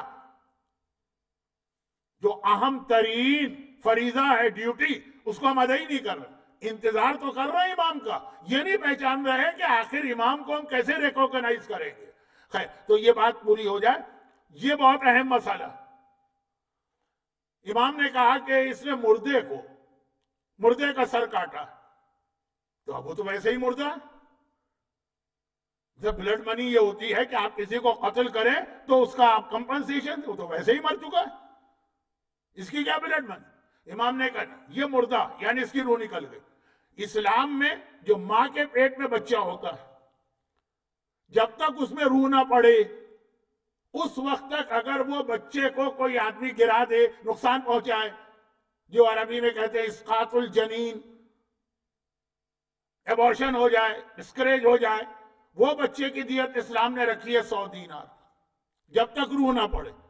کمپلیٹ ہے بچہ، سب کچھ اس کی باڈی کمپلیٹ ہو گئی، یا پورا سر بن گیا، ہڈیاں بن گئی، گوشت بن گیا، یہ ناک آنکھ کان سب کچھ بن گئے، صرف روح باقی۔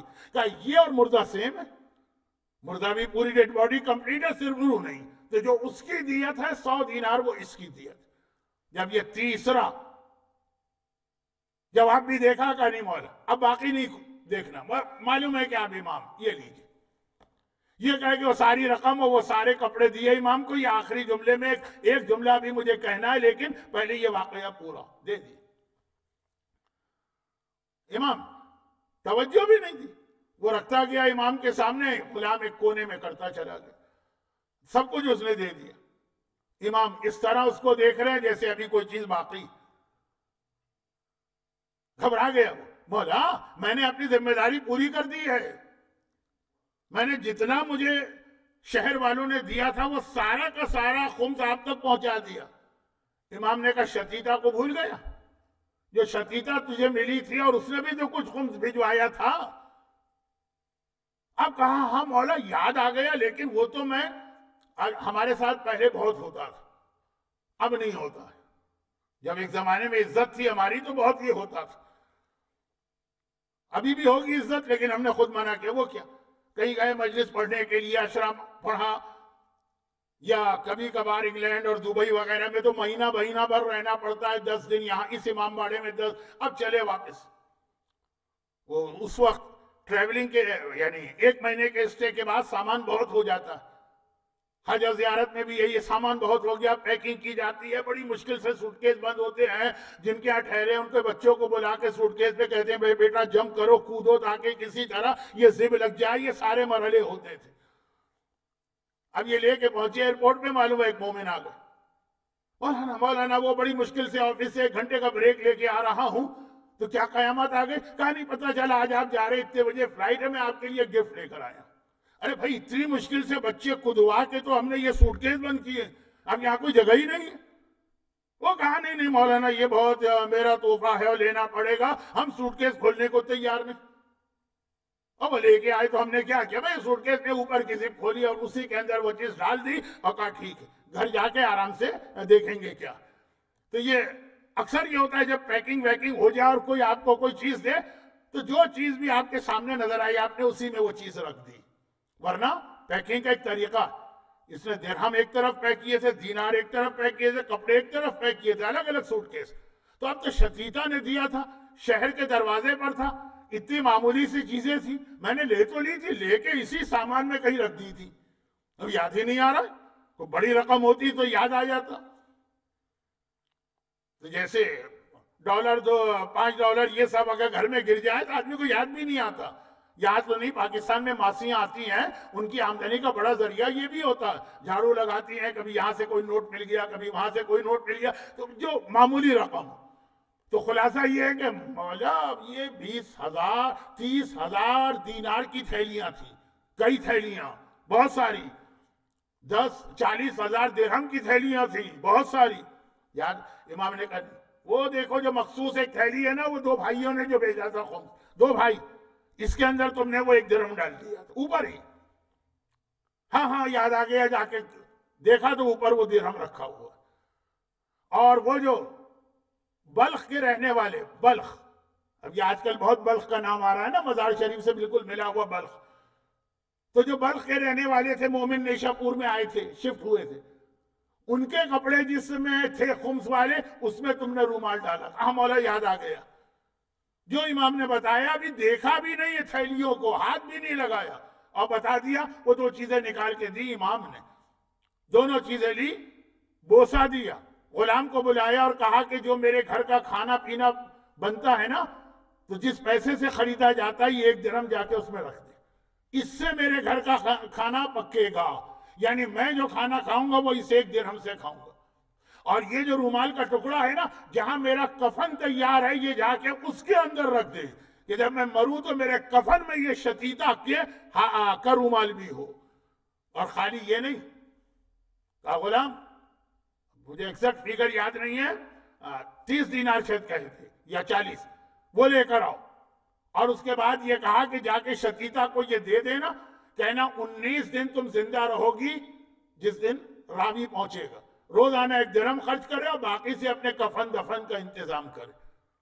اور وہ کپڑے کا ایک ٹکڑا دیا, اچھا خاصا بڑا. کہا یہ وہ کپڑا ہے جو میری دادی فاطمہ زہرا کے باغ میں کپاس اگی تھی, اس سے اس کے دھاگے بنے تھے. اور میری پھوپھی چھٹے امام کی بہن نے اس کو چرخے پہ چلا کے یہ کپڑے کا ٹکڑا تیار کیا. شتیتا سے کہنا کہ اسے اپنے کفن میں شامل کر لے. واقعہ پھر ہے کہ گیا بھی واپس تو سب کچھ ہوا. آپ اندازہ کر سکتے ہیں شتیتا کی خوشی کی کیا حالت ہوگی. اس نے کہا مولا, اور یہ تو 1 درہم دیا تو آپ نے 40 واپس کی, اور رومال کا چھوٹا سا کھدر کا بنا ہوا رومال, گھٹیا کپڑا, اور آپ نے اتنا بہترین کپاس, فاطمہ زہرا کے باغ کے اندر جو کپاس ہوگی اس سے یہ سود بنا کے کپڑا تیار ہوا.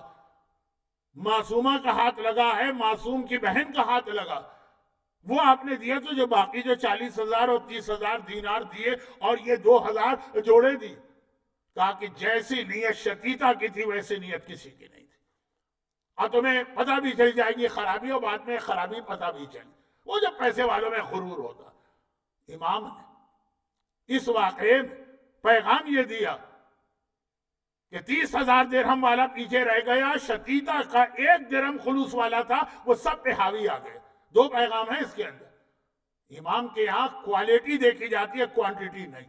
تو اگر آپ گھر کی مجلس کریں اور کوئی بھی نہ آ سکے, صرف آپ ہی بیٹھے ہوں, تب بھی امام کے وہ قبول ہے. آپ وہ امام کوالٹی دیکھیں گے اس مجلس کی, مجلس کرنے والے کا خلوص دیکھیں گے.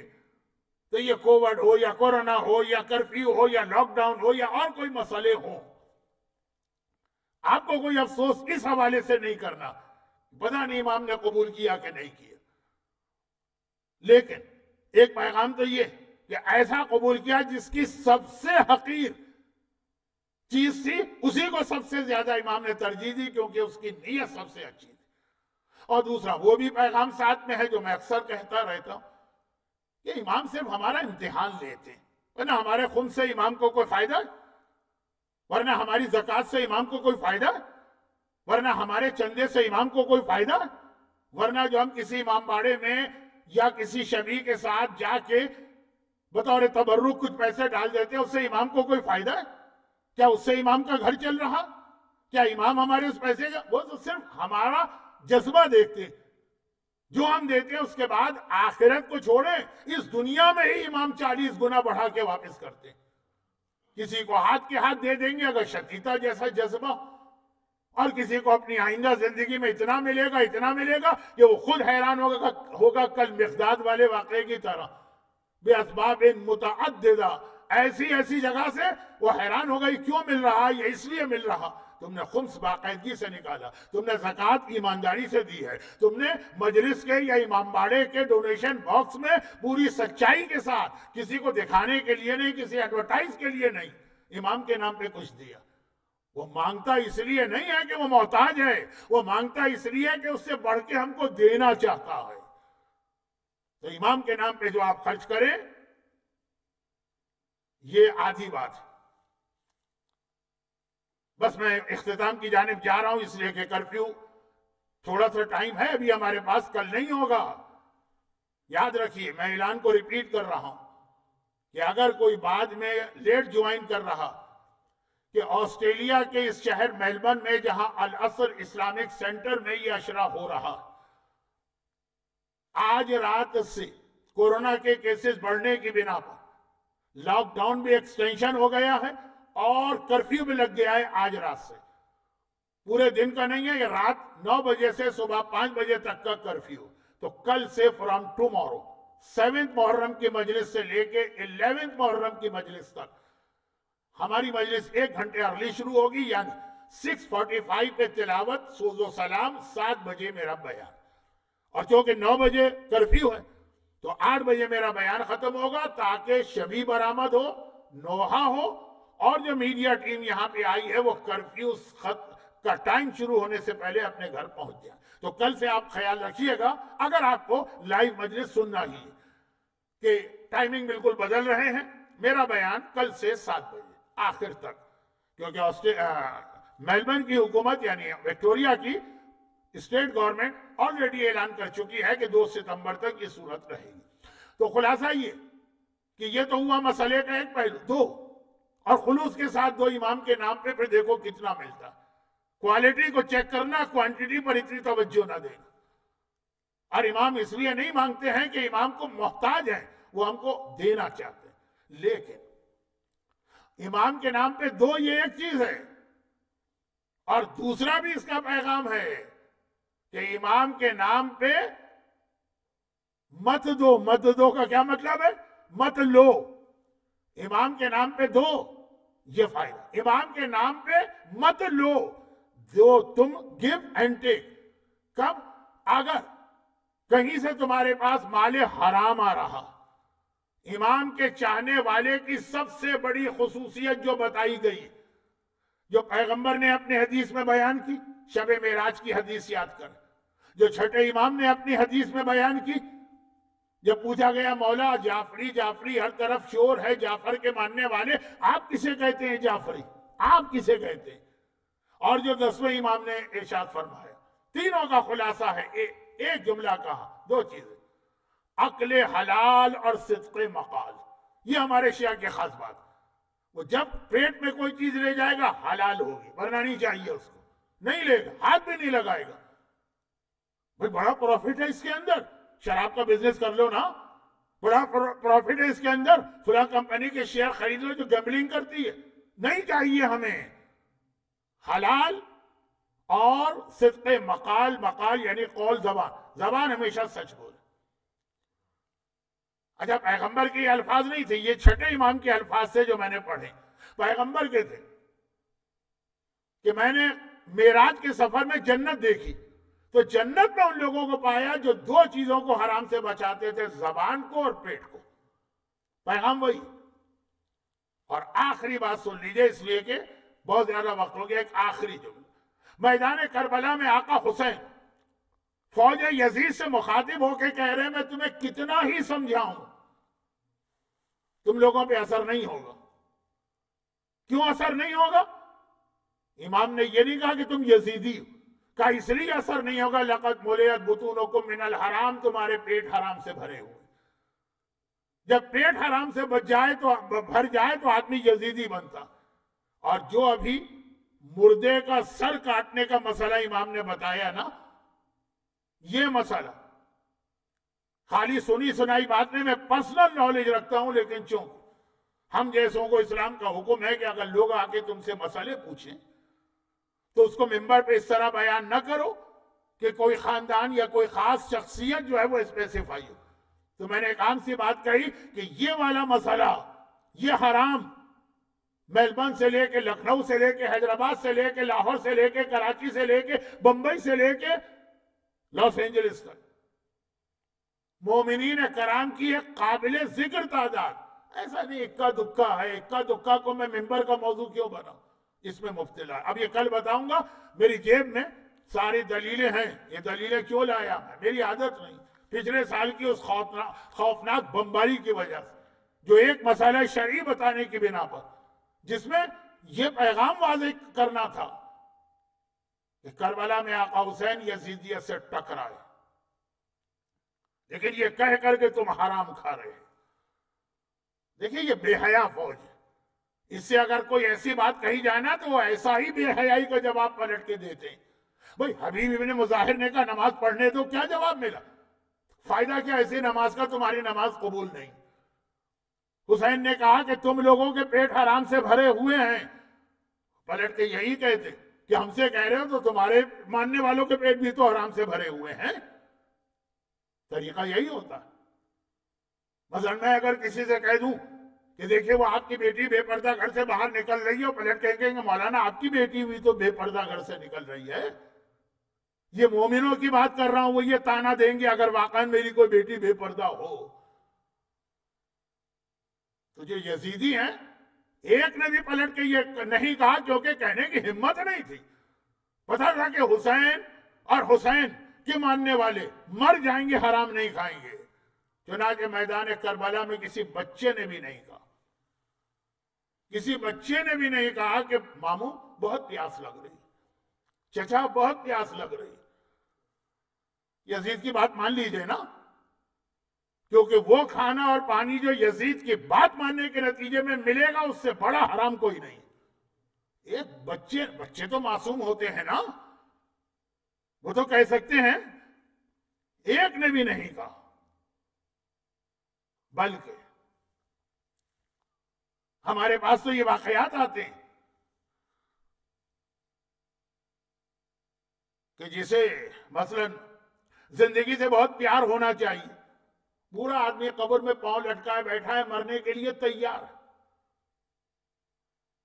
وہ بھی آسانی سے موت کا سامنا نہیں کرے گا لیکن بہرحال تیار ہوتا.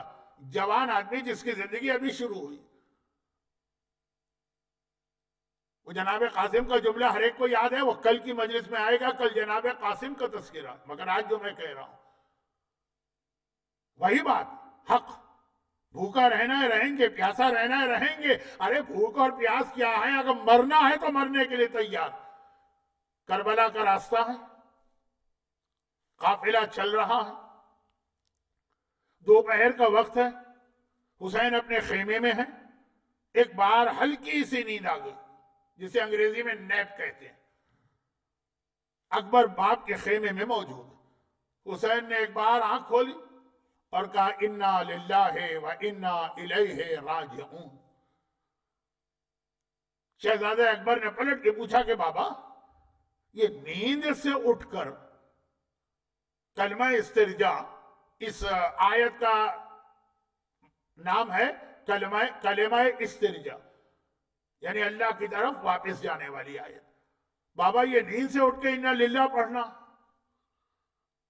کہا نہیں بیٹا، یہ میں نے اس لیے پڑھا کہ جو چند لمحے کے لیے آنکھ لگی تھی، خواب میں دیکھا کوئی آدمی اعلان کر رہا کہ یہ سارا قافلہ موت کے منہ میں جا رہا، یہ مرنے جا رہے ہیں. علی اکبر کا جواب تھا بابا السنا علی الحق، کیا ہم حق پر نہیں ہیں؟ کہا بیٹا یقیناً ہم حق پر ہیں. تو کہا بابا پھر ہمیں کیا پرواہ، پھر موت سے کیا ڈر، پھر تو ہم مرنے کے لیے تیار ہیں. اکبر کے اس دادا نے جس کا نام اور اکبر کا نام ایک ہے، یہی تو کہا تھا ابو طالب کا بیٹا، اسے پرواہ نہیں ہے کہ وہ موت پر جائے کہ موت اس پر آ جائے. جو دادا کی شان تھی وہ بیٹے نے دکھائی، لیکن کب؟ 18 سال. یہ جوانی کا آغاز ہے، ابھی تو دنیا کے مزے لینا ہے، ابھی تو زندگی کا آغاز ہوا ہے. وہ ہم تو مال حلال و حرام کے چکر میں ہیں کہ حرام کیسے چھوڑیں. وہ کہہ رہا ہے میں زندگی چھوڑنے کو تیار ہوں اگر حسینی ہوں. لیکن یہ جو اکبر نے فکر بتائی وہی ہے کہ جو میرے دادا کی ہے، نام ہے وہی ہے جو میرے دادا کا ہے، تو شکل کیسی ہے؟ وہی ہے کہ جو حسین کے نانا کی ہے۔ سیرت کیسی ہے؟ وہی ہے جو حسین کے نانا کی ہے۔ کربلا کے شہیدوں میں اکبر اس اعتبار سے بہت مختلف ہے کہ شہید سب ہوئے، لیکن دو تین ایسی باتیں ہیں جو صرف علی اکبر کے حوالے سے نظر آتی۔ جب علی اکبر میدان میں گیا تھا تو حسین نے ہاتھ اٹھا کے ایک جملہ اللہ سے کہا اور ایک جملہ پھر ہاتھ گرا کے عمر سعد سے کہا۔ کتنے شہیدوں کے لیے یہ اس طرح سے آپ کو نظر آئے گا، اللہم اشہد علی ہؤلاء القوم۔ اکبر جا رہے ہیں اور حسین ہاتھ اٹھا کے کہہ رہے خدا بندہ میرا گواہ بن جا اس قوم کے خلاف، میں اس کو میدان میں بھیج رہا ہوں جو صورت میں بھی میرے نانا کی شبیہ ہے اور جو سیرت میں بھی میرے نانا کی شبیہ۔ اور عمر سعد سے کہا کہ اے پسر سعد، تو میرے بیٹے کے قتل کا انتظام کر رہا ہے، خدا تیری نسل کو ہمیشہ ہمیشہ کے لیے منقطع کر دے۔ حسین کی نسل آج باقی ہے، عمر سعد کی نسل ختم ہو گئی۔ کربلا کے کتنے شہید آپ کو ملے گے؟ اور عجیب بات یہ کہ صحیح روایت کے مطابق، اب جو میں مسائب پڑھ رہا ہوں چونکہ وقت بہت گزر گیا ہے، اعلان تو میں کر چکا ہوں کہ کل سے یعنی فرام ٹمارو، فرام 7th محرم مجلس will start at 6:45 with تلاوت and سوز و سلام، and from 7 میرا بیان شروع ہوگا۔ لیکن مجلس کے دوران اب وقت میرے پاس کم رہ گیا ہے، ریفرنس دینے کا موقع نہیں ہے، تو جو میں مسائب پڑھوں گا اس میں دو روایتیں آئیں گی، ایک جناب زینب سے رخصتی اور ایک چوتھے امام سے۔ ایک روایت عبدالرزاق المقرم نے اپنے مشہور مقتل میں لکھی ہے، ایک روایت مولانا زیدی صاحب پڑھتے تھے۔ کربلا کی تاریخ، یہ ایک اختلاف ہے کہ کربلا میں بنی ہاشم میں سب سے پہلی شہادت کس نے دی، لیکن اب تقریباً یہ آج ڈیسائیڈڈ ہے کہ شہدائے بنی ہاشم میں پہلا شہید اکبر، خاص طور پر جب سے لوگ براہ راست کربلا میں جا کے اکبر کی قبر پہ اکبر کی زیارت پڑھتے ہیں، السلام علیک یا اول قتیل من نسل خیر سلیل، اے نسل رسول کے پہلے شہید آپ کو ہمارا سلام، یعنی اکبر کی زیارت جو کربلا میں پڑھی جاتی ہے۔ تو روایت یہ ہے کہ صبح سے جہاد کربلا شروع ہو چکا، لاشوں پہ لاشیں گر رہے ہیں، لیکن پہلے اصحاب کو بھیجا جا رہا۔ یہ مسلم ابن اوسجا مارے گئے، وہ حبیب ابن مظاہر مارے گئے، وہ شوذب مارے گئے، وہ جون غلام حبشی مارے گئے، ایک ایک کر کے تمام شہداء اپنی جانیں حسین کے نام پہ قربان کر رہے ہیں۔ ایک نام اور ہے جو کم پڑھا جاتا ہے، کیونکہ یہ اس لیے کہہ رہا ہوں کہ اس نام کے دو شہید تھے، سیف، دونوں مارے، عابس دونوں مارے، شہید ہوئے، شبیب شہید، تمام اصحاب ختم ہو گئے۔ اب بنی ہاشم کے شہیدوں کی باری، بہن کے بیٹے سامنے نظر آ رہے، بھائیوں کے بیٹے سامنے نظر آ رہے، خود بھائی سامنے نظر آ رہے۔ ایک بار حسین نے آواز دی، اکبر بیٹا سب سے پہلے تمہیں مقتل میں جانا، پہلا امتحان حسین اپنا دے گا، پہلا لاشا حسین اپنے لال کا اٹھائے گا۔ اکبر تو طرف کے گھوڑے کی جانے پڑے، بابا میں تو صبح سے انتظار کر رہا تھا، مجھے کتنے جلدی اجازت ملتی ہے، اس وقت کا میں انتظار کر رہا تھا۔ اور اکبر طلب کے گھوڑے کی جانے پڑے، حسین نے روک دی، اکبر کہاں جا رہے؟ بابا آپ ہی نے تو اجازت دی ہے۔ کہا وہ میں نے اجازت دی، تم نہیں جا سکتے خالی میری اجازت پر، جاؤ جا کے گھر والوں کو بھی خدا حافظ کہو۔ دیکھیں 30,000 کی فوج یزید سے جنگ کرنا آسان، بہنوں پھوپھیوں اور ماؤں سے یہ کہنا کہ 18 سال کے اس چاند کا خون میں آلودہ لاشا دیکھنے کو تیار ہو جائے، یہ اکبر کا زیادہ بڑا امتحان۔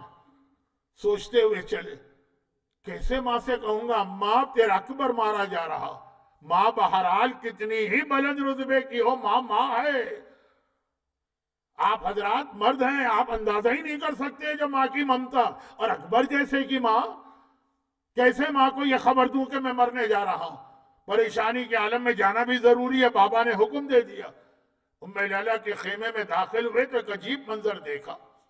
ام لیلہ نے مصلی بچھایا ہے، مصلی پر بیٹھی۔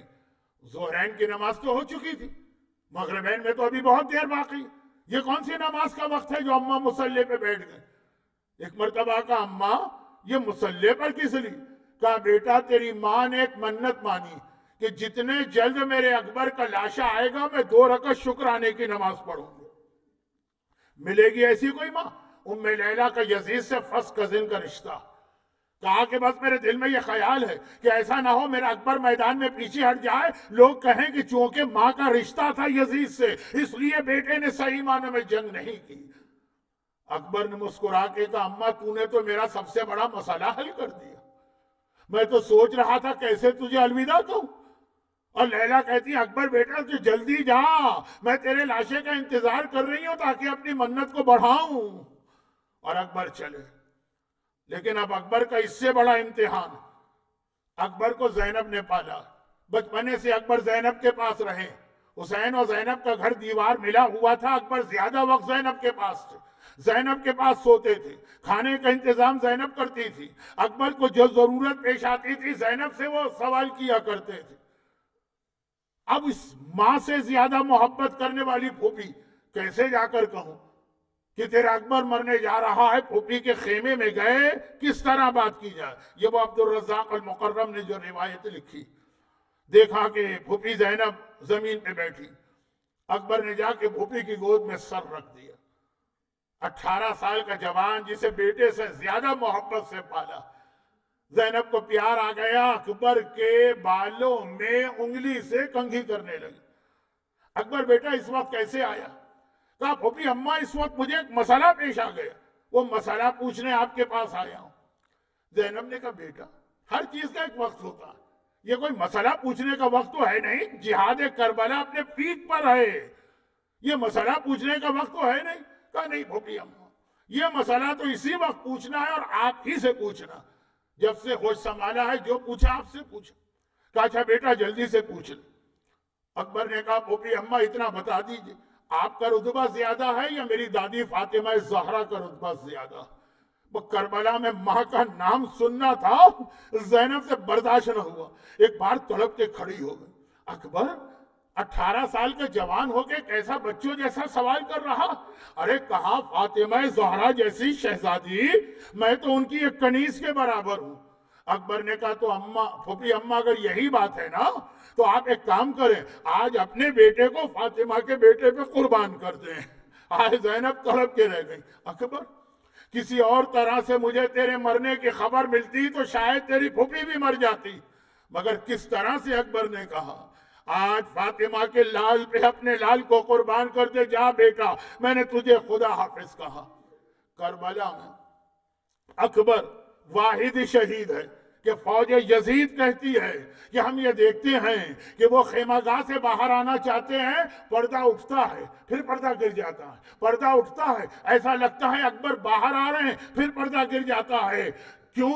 اس لیے کہ جب اکبر باہر آنا چاہیں کوئی بہن آ کے لپٹ جائے، بھیا ایک بار اور اپنا چہرہ دکھا دے۔ جب اکبر باہر نکلنا چاہے کوئی پھوپھی آ کے لپٹ جائے، اکبر بیٹا ایک بار تیری پھوپھی اور تیری زیارت کر لے۔ بار بار اکبر نکلنا چاہیں بار بار پیچھے آ جائیں، یہاں تک کہ آقا حسین کو کہنا پڑا بیویوں اکبر کا راستہ نہ روکو، دیر ہو رہی ہے، فوج یزید انتظار کر رہی۔ حکم امام آ گیا، ساری بیویاں پیچھے ہٹ گئیں، اکبر باہر جانے لگے۔ اب ایک آواز آئی، اکبر بھیا، یہ وہی زیدی صاحب والی روایت، اکبر بھیا سب سے مل لیے، کیا ہم سے نہ ملو گے؟ اکبر نے مڑ کے دیکھا تو کیا دیکھا؟ بستر پر میرا بیمار امام سجاد اپنی قبر کو پکڑے بیٹھا ہے اور کہہ رہا ہے کہ اکبر بھیا ایک بار ہم سے تو مل کے جاؤ۔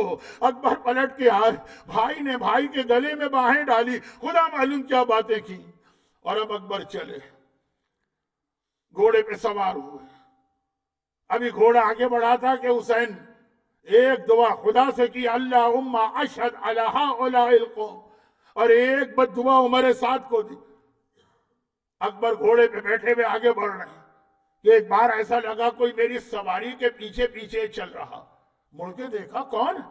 کیا دیکھا؟ میرا 57 سال کا بوڑھا باپ پیدل میری سواری کے پیچھے پیچھے اس طرح آ رہا ہے کہ جیسے جیسے میں گھوڑے کی رفتار بڑھا رہا ہوں حسین پیدل ہیں اپنی رفتار بڑھا رہے۔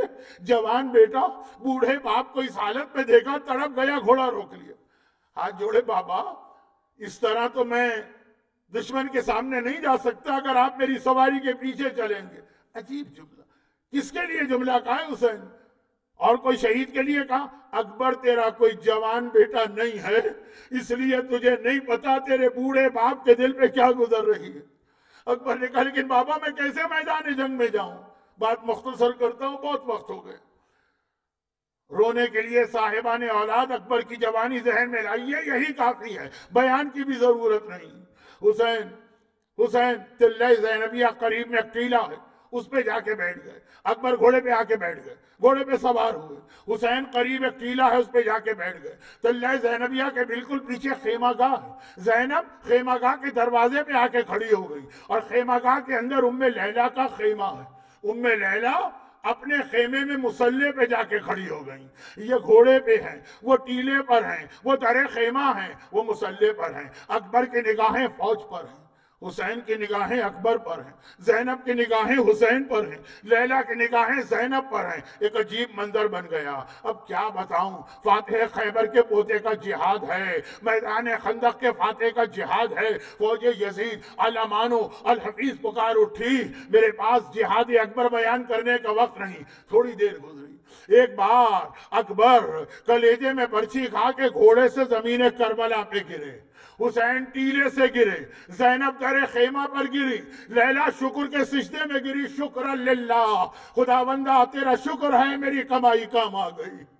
حسین گرے، اٹھے، پھر گرے، پھر سنبھلے، اور پھر ایک مرتبہ اکبر کی جانب آگے بڑھے۔ ہائے عجیب وقت ہے، خدا کسی صاحب اولاد کو یہ وقت نہ دکھائے، یہ تو اکبر جیسا بیٹا ہے۔ حسین کی آنکھوں کی بینائی کچھ دیر کے لیے چلی گئی۔ آواز دی ادعونی یا بنیا، بیٹا مجھے پکارو تاکہ میں تیری آواز سن کے تیرے قریب جاؤں۔ اکبر نے آواز دی الیہ الیہ، بابا یہاں آئیے، خدا آپ کو کربلا معلیٰ لے جائے۔ آج بھی مقام علی اکبر موجود ہے، جہاں حسین کا 18 سال کا یہ چاند گھوڑے سے زمین کربلا پہ گرا، میرا مولا پہنچا۔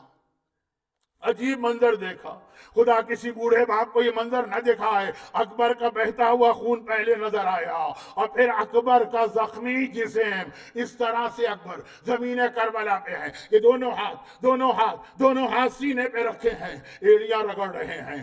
حسین قریب آئے، کہا اکبر بیٹا تجھے بھی اٹھا کے خیموں تک لے جانا چاہتا ہے۔ یہ کہہ کے میرا مولا جھکا، ایک ہاتھ اکبر کی گردن کے نیچے رکھا، ایک ہاتھ اکبر کے پیروں کے نیچے رکھا، اللہ اکبر کہہ کے اکبر کو اٹھانا چاہا، لیکن ہائے میرا 57 سال کا ضعیف امام، ہاتھ کانپ گئے، اکبر نہ اٹھایا گیا۔ دوبارہ جب تیسری بار بھی حسین کامیاب نہ ہوئے، 57 سال کا میرا بوڑھا امام ہے لیکن ہے تو فاتح خیبر علی کا بیٹا، جوان کو نہ اٹھایا گیا۔ کہا اکبر بیٹا کچھ تم بھی باپ کی مدد کرو۔ اکبر نے کہا بابا میں کیا مدد کروں؟ کہا کہ اپنے ہاتھ میری گردن میں ڈال دو تو تجھے آسانی سے اٹھا لوں گا۔ بس اتنا کہنا تھا، اتنا سننا تھا۔ اکبر نے اپنا ایک ہاتھ سینے سے ہٹایا، حسین کی گردن میں ڈالا۔ حسین نے کہا اکبر اور دوسرا ہاتھ؟ کہا بابا دوسرا ہاتھ کلیجے سے ہٹانا نہیں چاہتا ہوں، بس یہ سننا تھا میرا مظلوم آقا۔ 2 قدم پیچھے ہٹ گیا۔ اکبر یہ کیا کہہ دیا؟ کیا تمہیں نہیں پتا تمہارا باپ کتنا صابر ہے؟ یہ دوسرا ہاتھ بھی سینے سے ہٹاؤ، تمہارا باپ دیکھے تو صحیح کیا بات ہے۔ اکبر اب حکم آ گیا، اکبر نے سیدھا ہاتھ بھی ہٹایا، کلیجے میں برچھی کا ٹوٹا ہوا پھل نظر آ رہا ہے۔ حسین نے کہا اکبر بیٹا بس اتنی سی بات ہے؟ یہ کہہ کے میرا مولا اکبر کے سینے کے قریب اس طرح دو زانو بیٹھا جیسے آپ نماز کے تشہد میں بیٹھتے ہیں۔ میرا دل چاہتا ہے میں تڑپ کے کہوں یا رسول اللہ ذرا جلدی سے میدان کربلا میں آئیے، لیکن اکیلے نہیں آئیے گا، اپنے ساتھ ابراہیم خلیل خدا کو لے کے آئیے گا۔ اے ابراہیم، یہ کربلا کا اسماعیل ہے، یہ بوڑھا باپ ہے، جوان کے سینے سے برچھی نکال رہا، لیکن اس باپ کی آنکھوں میں پٹی نہیں بندھی ہے، اس باپ کے ہاتھوں میں راشا نہیں ہے، بس ایک بار برچھی کے پھل پہ ہاتھ ڈالا، ہاں اتنا میرا دل کہتا ہے۔ ہاتھوں میں راشا نہیں تھا، آنکھوں میں پٹی نہیں تھی، مگر برچھی کو نکالنا چاہتے ہیں تو مڑ کے نجف کو ضرور دیکھا ہوگا اور کہا ہوگا یا علی مدد، یا علی مدد، بابا اس جوان کے سینے سے برچھی نکالنا ہے، حسین کی مدد کو آئیے۔ مگر جوان کے سینے کی برچھی ہڈیوں میں پھنسی، ادھر حسین نے برچھی ہلائی، اکبر کا کلیجہ ہلا، کلیجے کا ہلنا ہے اکبر کا جسم ہلا، جسم کا ہلنا ہے زمین کربلا ہلی، زمین کربلا کا ہلنا ہے خیمے ہلے، پردہ ہلا، زینب کی آواز آئی، بھیا اگر مدد کی ضرورت ہے تو بہن آ رہی ہے۔ حسین نے اکبر کا لاشا چھوڑ دیا، خبردار زینب خیمے سے باہر نہ آنا، تیرے پردے پر میں نے اپنے اکبر کو قربان کر دیا، اور مولا ذرا شام غریب آئیے، یہی زینب ہے۔ خیمے جلے، چادر چھنی، بال کھلے، اور زینب واہ علیہ واہ عباسہ، بیٹا علی اکبر کی فریاد بلند کرتے ہوئے خیمے سے